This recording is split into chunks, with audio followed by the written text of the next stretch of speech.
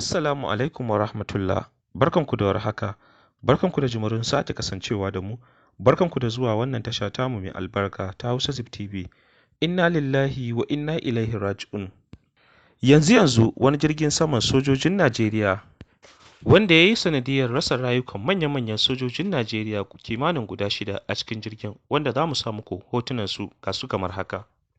Shi dai wannan jirgin sojojin Najeriya da ya faɗi a garin Abuja bai yi sanadiyar rasa rayukan sauran al'umma ba, illa waɗanda suke cikin jirgin ne kaɗai suka samu salwantar rayukansu gaba ɗaya. Jirgin ya faɗi a wani filin Allah, dajin Allah, wanda gaba ɗaya jirgin da abin da yake jikinsa ya ƙone. Muna roƙon Allah ya taƙaita faruwar haka a nan gaba. Waɗanda suka riga mu gidan gaskiya, al'ummar musulmi kuma Allah ka ji kansu ka gafarta musu. Mu kuma idan tamu ta zo, Allah ka sa mu cika da kyau da imani. Idan yau ne farkon zuwan ku wannan tasha, muna so ku danna mana alamar subscribe, sannan ku danna ƙararrawar sanarwa. Mun gode da zuwa wannan tasha taku mai albarka ta Hausa Zip TV. Assalamu